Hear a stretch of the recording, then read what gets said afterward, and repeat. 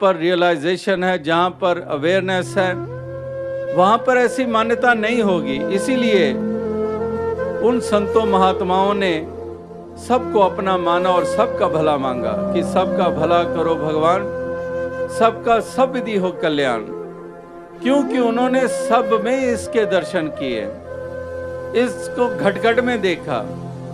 इसलिए अब क्यों नफरत करेंगे? अगर घट-घट में यही बसता है तो इसका मतलब हम परमात्मा से नफरत कर रहे हैं, क्योंकि वही तो घट में बसा हुआ है। अगर किसी घट के साथ नफरत कर रहे हैं तो परमात्मा से नफरत कर रहे हैं, इसके साथ हम घृणा कर रहे हैं। तो इसलिए संतों महात्माओं ने कहा कि तुम्हारे हृदय में प्रेम तभी उपजेगा जब तुम इस सच्चाई को जानोगे, तुम्हारी ये भेद वाली दृष्टि खत्म होगी, तब प्यार सही मायनों में उपजेगा। और वो प्यार फिर गरज वाला प्यार नहीं होगा, फिर तुम बेगर्ज प्यार करोगे, फिर तुम्हारे हृदय में हित का भाव पैदा होगा, फिर तुम अहित नहीं सोचोगे किसी का, तुम हितकारी बन जाओगे। फिर वास्तविकता में एक परहित सरस धर्म नहीं भाई, पर पीड़ा सम नहीं अधमाई, कि दूसरे का हित करने जैसा धर्म नहीं है और दूसरे को पीड़ा देने जैसी अधमता नीचता नहीं है। तो इस प्रकार से तुम हितकारी बन जाओगे और सच्चे धर्मी बन जाओगे। यही तो है सच्चे धर्म की पहचान। कहीं पर इमारतों का नाम धर्म नहीं है, कि विशेष रंग के वस्त्रों का नाम धर्म नहीं है, विशेष प्रकार के से बालों को सजा लेना धर्म की पहचान कभी नहीं हुई है।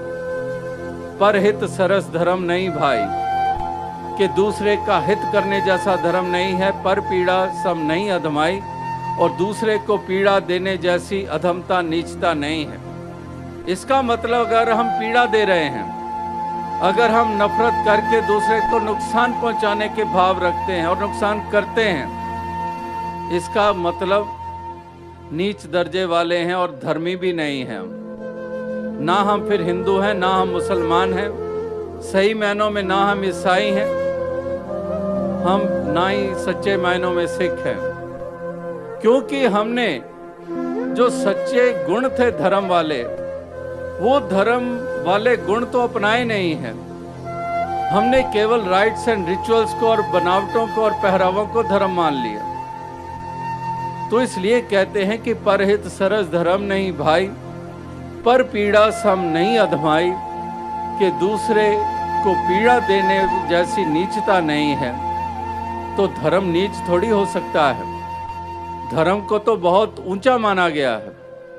तो धर्म को नीचा हम तब बनाते हैं जब हम प्यार को तज देते हैं, नफरत से युक्त हो जाते हैं, दूसरे को सुख देने की बजाय दुख देने की भावना रखते हैं मन में, और इस प्रकार से हम दीवारें खड़ी करते चले जाते हैं और चारों तरफ एक ऐसा वातावरण विशाला हम पैदा करते चले जाते हैं। तो इसीलिए महापुरुष संत जनों ने यही संदेश, यही पैगाम ये युगों युगों से दिया है, और आज भी यही संदेश, यही पैगाम ये दिया जा रहा है, ताकि इंसान समय रहते हुए ही ये जागरूकता को प्राप्त कर ले।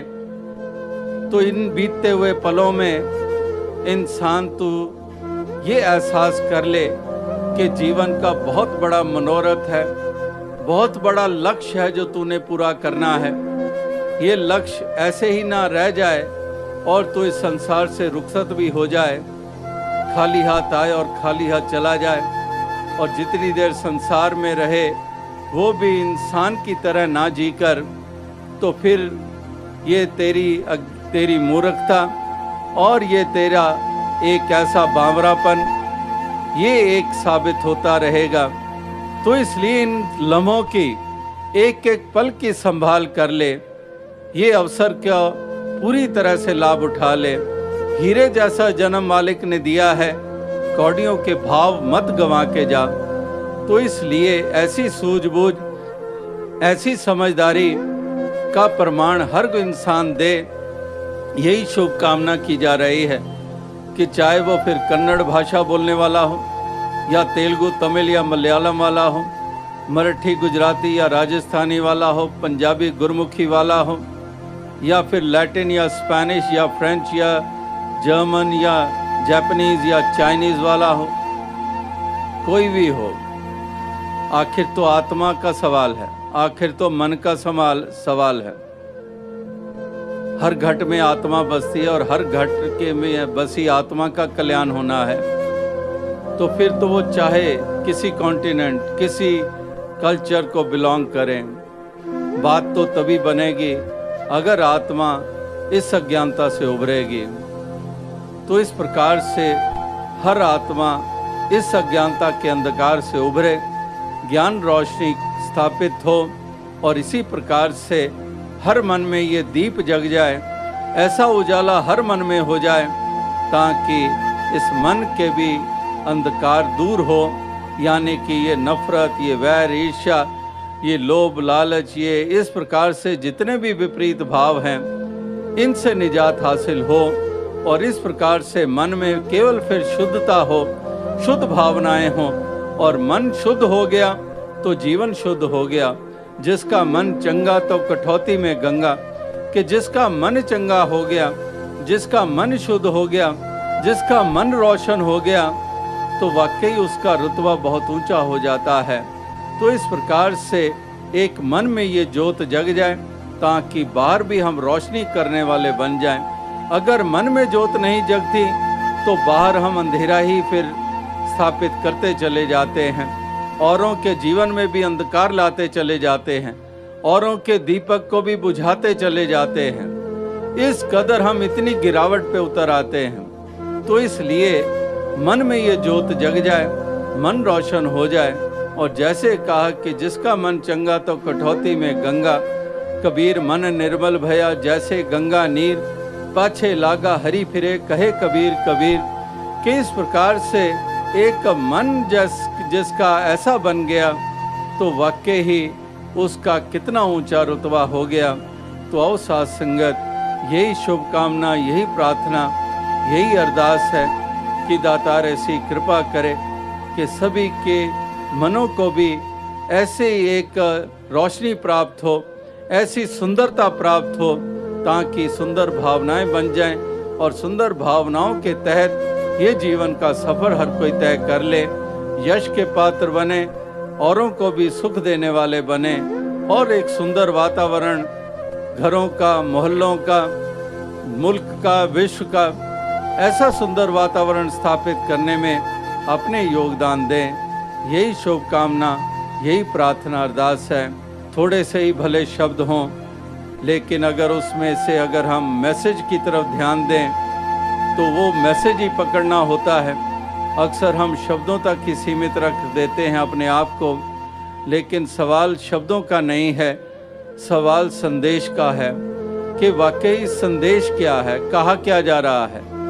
ये भी नहीं देखना कि कौन कह रहा है। जैसे वो शायर का शेरदास अक्सर कहता है, कौन है, कैसा है, ना देखो हसब नसब, क्या कह रहा है गौर से सुना करो, कि कहा क्या जा रहा है।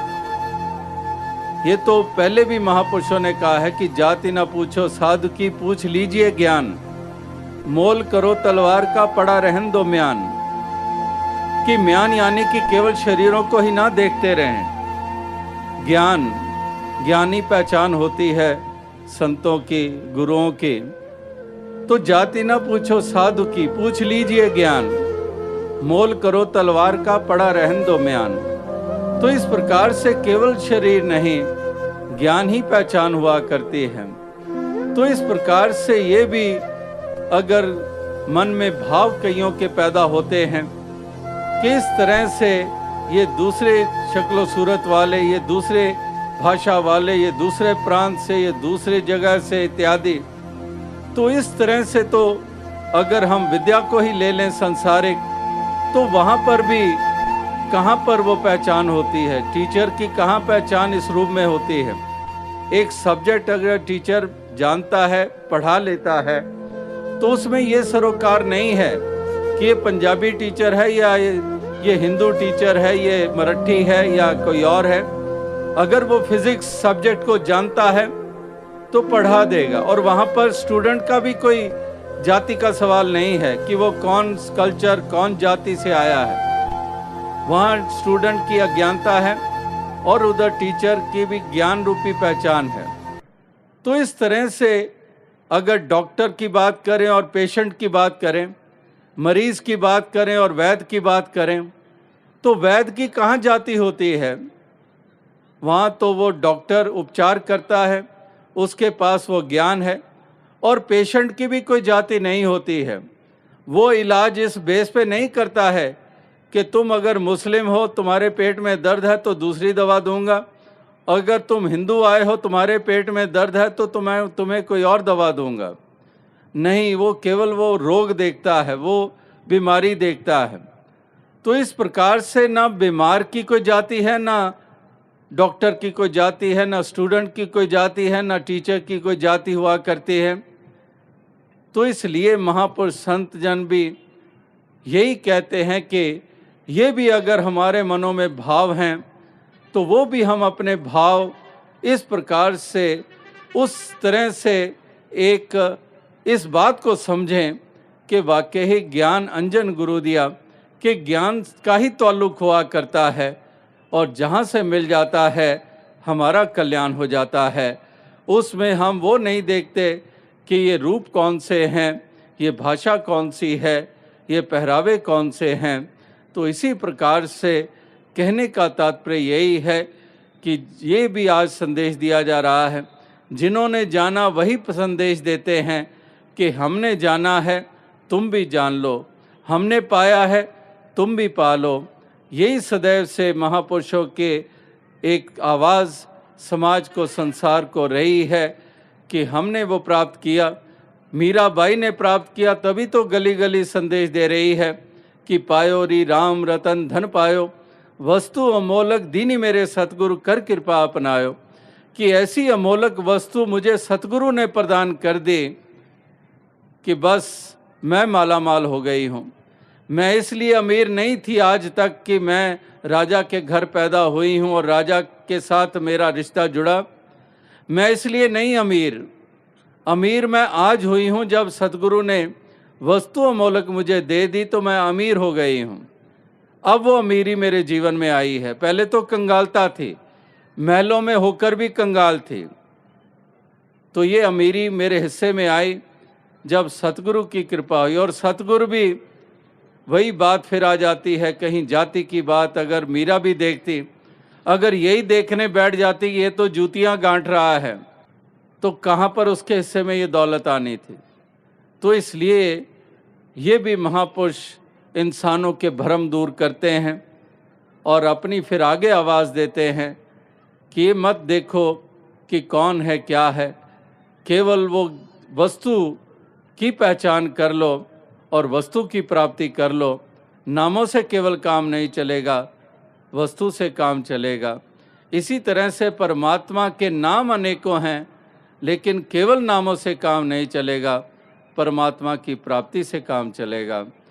तो दास और अधिक शब्द ना कहता हुआ इन्हीं शब्दों से आपसे इजाज़त चाहेगा और अंत में फिर से अपनी खुशी जाहिर करेगा जो यहाँ पर आकर इस शहर